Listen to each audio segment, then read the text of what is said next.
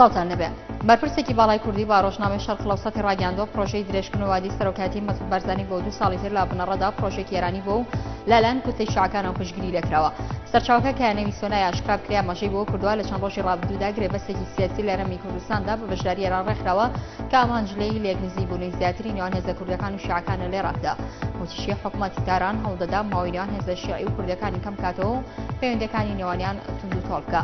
لە ڕاگەیاندراوێکی مەکتەبی ڕاگەیاندن یەکێتی نیشتمانی کوردستان وەڵامی لە شام مستەفای دایە و ڕاگەیاندووە ئەگەر ئەو دۆکمنتانی لە شام مستەفا بڵاویان دەکات و هی ئەو سەردەمە بن کە لە پۆست و پلەی باڵای یەکێتیدا بوو بە تایبەتی دەفتەری مەکتەبی سیاسی و بەڵگەنامەی نهێنی یەکێتی بەکاربێنێ ئەو بە ڕەفتارێکی ناشایستە و ناشرین حساب دەکرێت. ئەوباڵی لێکەوتەکانی ئەو ڕەفتارەش دەکرێتە سوێی خودی نەوشڕا مستەفاوە.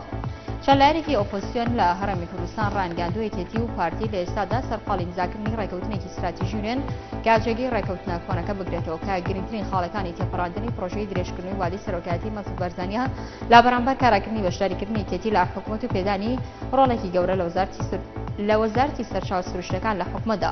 بەڵام لە بەرامبەردا و لە لێتوانێکدا بۆ ڕۆژنامەی شەرق لەوسەت عەبدولوەهاب عەلی وتەبێژی فەرمی ئەنجومەنی سەرکردایەتی پارتی لە پارێزگای سلمانی تاکیدی کردوەوە بە هیچ شوێک هەڵوەشانەوەی ڕێکەوتنی استراتیژیەتی نێوان پارتی و یەکێتی لە ئارادانیە.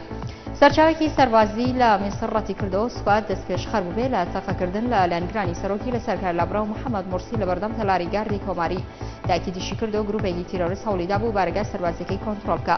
سوپای میسر لە بەیاننامەیەکدا ڕایگەاندووە لەو پێکدادانەدا کە بەرەبەیانی ئەمڕۆ ئەنجام درا ئەفسەرێک کوژراو نزیکەی 40 سەربازیش بریندار بوو کە برینی هەندێکیان سەختە. بۆ ڕۆژی نوێم لە سەرێک شەڕ و پێکدادانی تون لە پارێزگاکانی حەمس و دەرعا و حەڵەب و دێرەلزور لە ناوسپای حکوومەت و هێزەکانی ئۆپۆزیسیۆندا بەردەوامە. سەرچاوەکی ئۆپۆزیسیۆن ڕایگەاندوو هێزەکانی سوپای حکوومەت چەندین هێرشی ئاسمانی لەسەر گەڕەکە گەماڕۆدراوەکانی شاری حەمەز ئەنجامدا و بە تۆپیش بۆمبارانی کردەوە و تیشی لە شاری دەرعا پێکدادان لە نێوان سوپای ئازاد و سوپای حکوومەتدا ڕوویدا و بە تۆپی قورسیش چەند ناوچەیەکی حەڵەب و دێرەلزوریان بردومان کردووە. ئەنجومەنی وەزیرانی عێراق ڕایگەاندووە دەوامی فەرمی لە سەرجەم فەرمانگەکانی دەوڵەتدا لە مانگی ڕەمەزاندا بوو ماوەی کاتژمێر یەکەم کردو فەرمانەکەش سەرجەم ئەو لایەنانە دەگرێتەوە کە پەیوەست نییە بە وەزارەتەکانەوە. ساڵانە وەزارەتی ناوخۆی عێراق چەندین ڕێنمایی لە مانگی ڕەمەزاندا دەردەکات لەوانە قەدەغەکردنی خۆراک، خواردن بە شوێکی ئاشکرا و داخستن کۆگاکانی فرۆشتنی خواردنەوە کحولەکان و خواردن کە خێراکان و ڕایگەریکردن لە هەموو چالەکێکی هونەری کە لەگەڵ پیرۆزی مانگی ڕەمەزاندا نەشیاو بێ.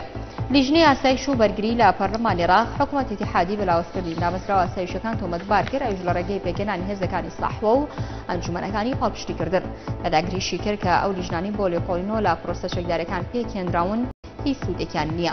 لیستی دەوڵەتی یاسا پرۆژە یاسایەکی پێشکەش بە پەرلەمان کردووە کە بریتیە لە هەڵوەشانی موچەی خاننشینی پەرلەمانتار و ئەندامانی ئەنجومەنی شارەوانی پارێزگاکان و گۆڕینی بە پاداشتێکی ماندانە.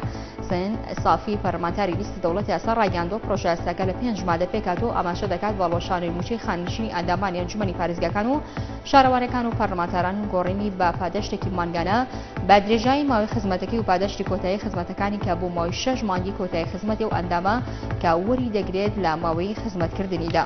کورتێک لەواڵەکانتان پێشکەش کرا شاد.